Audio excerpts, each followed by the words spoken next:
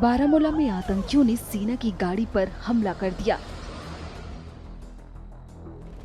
इस हमले में सेना के 2 जवान और 2 पोर्टरों की मौत हो गई। वहीं सेना का ऑपरेशन जारी है। वाहनों की चेकिंग की जा रही है। इस बीच एक पोर्टर का शव उसके घर नौशहरा पहुंचा, जहां उसके घर में मातम पसरा है।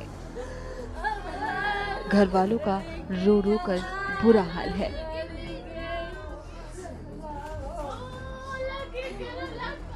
वहां मौजूद लोगों ने क्या कहा, सुनिए। ये जो नौजवान है ये बेरोजगारी की वजह से बहुत परेशान हो गया था। मेरे पास कई एक बार आया कि मेरी कहीं सिफारिश लगवा दो, कहीं मैं पोर्टर ही जाऊंगा। मैंने कहा मेरे पास कोई ऐसा सोर्स नहीं है जहां पे आपकी सिफारिश में लगवा सकता हूं। लेकिन फिर जब इसके फॉर्म निकले तो उसमें इसने फॉर्म भरा, मैंने ही इसका फॉर्म ड्राफ्ट किया हुआ है। तो उसके बाद इसने फॉर्म भरा और कल रात को जब ये खबर हमने सुनी कि एक गरीब मुश्ताक अहमद चौधरी जो कि होंडी नौशहरा का रहने वाला है, इसकी मौत वाक़ा हो गई है। ये अफ़सोसनाक एक बात है क्योंकि इसके घर में इसका वालिद है जो कि कैंसर पेशेंट है, इसकी माँ बुज़ुर्ग है और इसको 3 साल का बच्चा है। कहाँ जाएगा वो 3 साल का बच्चा इस स्टेज पे, और इसकी जो बीवी है, वो भी बेचारी छोटी है। घर में कोई ऐसा सोर्स ऑफ इनकम नहीं है। इसके जो फादर हैं, उसको माहाना लगभग 10-12 हज़ार रुपया खर्चा आता है। उसकी दवाई पे या बाकी सब चीज़ों पे। आपने देखा होगा वो इस टाइम बिस्तरे में बैठा हुआ है।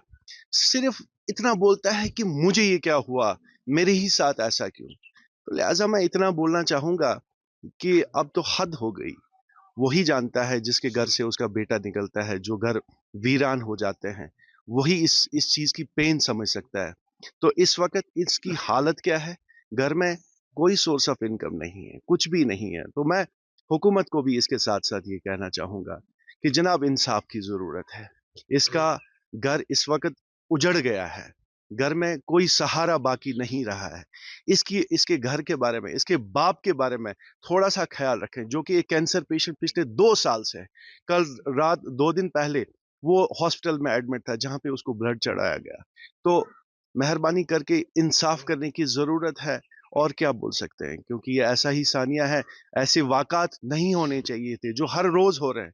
पिछले 1 हफ़्ते में आपने देखा कि कितने वाक़ात हमारे कश्मीर में कश्मीर में हो गए। एक बहुत ही गरीब तबके से ये वाबस्ता है और इस फार्म के लिए तकरीबन 1 साल का इंतज़ार करते हैं ये लोग, फिर ये फार्म निकलते हैं। ये कोई परमानेंट नौकरी नहीं होती है, लेकिन 6 महीने घर चलाने के लिए थोड़ा बहुत ये थोड़ा-सा इनकम सोर्सेस बन जाता है इनका। और ये कल शाम को जब ये दुखद खबर हमने देखी कि हमारे गाँव का मेरा चचेरा भाई मुश्ताक अहमद, इसकी डेथ हो गई है, तो कल शाम से ही हम यहाँ पर आए हुए हैं और अभी तक हम इसी इंतज़ार में हैं। अभी तक इंतज़ार था कि शायद ज़िंदा ना हो। अब पूरी कन्फर्मेशन मिल गई है कि उसकी डेथ हो गई है। इसका बाप जो है वो सीए पेशेंट है।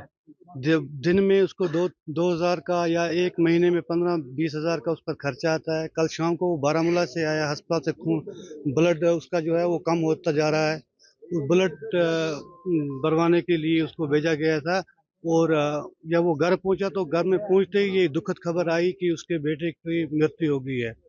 तो बड़ी अफ़सोस की बात है, बड़ी अफ़सोस से कहना पड़ता है कि गवर्नमेंट को ऐसी चीज़ों पर काबू करना चाहिए, क्योंकि ये गरीबों के घर उजाड़ रहे हैं जो लोग, इन पर काबू पाना चाहिए था। और हम क्या कह सकते हैं, इसका एक छोटा बच्चा 3 साल का है, इसकी बीवी अभी नौजवान है, अभी वो 23 साल की है। ये घर पूरा का पूरा उजड़ गया। दूसरा भाई जो है इसका वो भी लेबर है।